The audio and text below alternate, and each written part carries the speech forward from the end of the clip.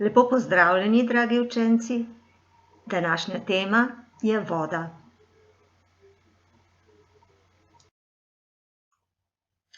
Današnja tema je voda. Približno 3/4 našega planeta je prekritega z vodo.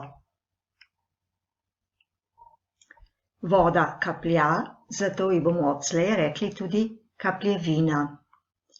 V tokratni razlagi bomo spoznali vse o vodi, o kroženju in agregatnih stanjih. Torej, spoznali bomo, da voda med živimi bitji in okoljem nenehno kroži in da proces pri kroženju vode povzročajo spremembe temperature in agregatnega stanja in gibanja.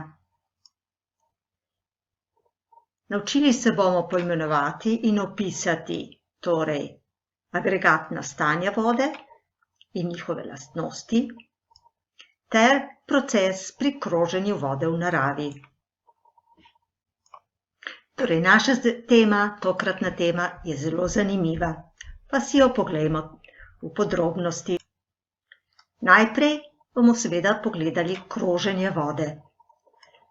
Pred seboj imamo zanimivo sliko, ki prikazuje, kako naša voda kroži. Če pogledamo, imamo tu morje in imamo tu veliko sonce. Sonce oddaja veliko svetlobe, segreva vodo in voda prične izhlapevati. Ker je v ozračju hladneje, hlapi počasi kondenzirajo, grejo skupaj in nastanejo oblaki. Ko postanejo oblaki težki, pride do padavin. Če je toplo, so padavine dež, če je mrzlo, je to seveda toča ali sneg.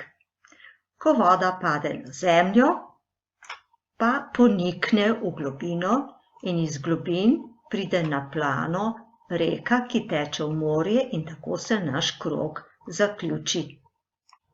Torej, kako bomo povedali? Zaradi sonca voda izhlapeva. Ko pride v ozračje, se zgoščuje.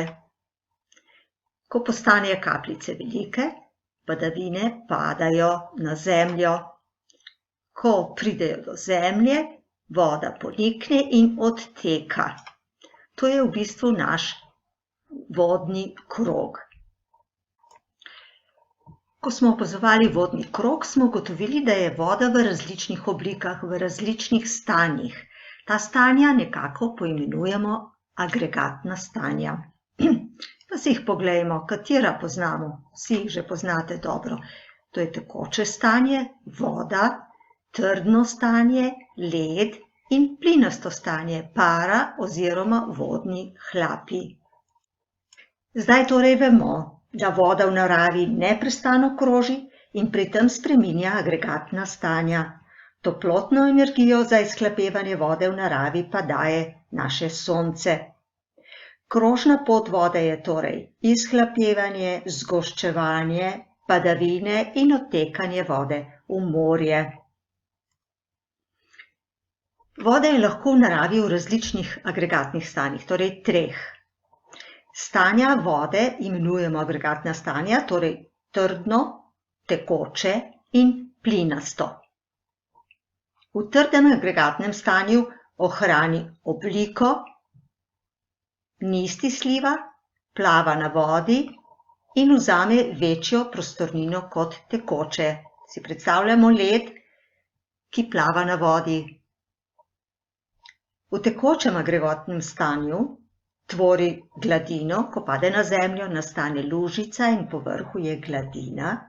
Lahko se lužica pretaka v nižje področja, lahko prši, lahko kaplja iz pipe, iz kakšne skalne votlince in podobno. In zavzame obliko posode, v katero smo jo ulovili. Lahko je kozarec, voda, krožnik, steklenica. V plinastem stanju pa se širi po celotnem prostoru naj si bo v prostoru, kjer živimo, ali pa v našem vesolju, v našem v zračnem prostoru. Če ponovimo, potem lahko rečemo, da je v trdnem agregatnem stanju ohranja obliko, plava in vzame večjo prostornino kot v tekočem. V tekočem agregatnem stanju tvori gladino, se pretaka, prši, kaplja, zavzame obliko posode. In v zadnjem, plinastem agregatnem stanju se širi po celotnem prostoru. No, to smo zdaj spoznali, pred vami pa je naloga.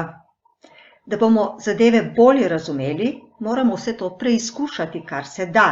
Zato predlagam, da opravite preizkus ali poskus, ki je opisan v učbeniku na strani 65. Opazujte poskus, zapišite rezultate, narišite ali poslikajte in pošljite svoje gradivo v spletno učilnico. Verjamem, da ste že veliko povedanega vedeli, zato samo še utrdite svoje znanje. V učbeniku si oglejte različne poskuse, tudi preizkušajte jih, če lahko, če je varno.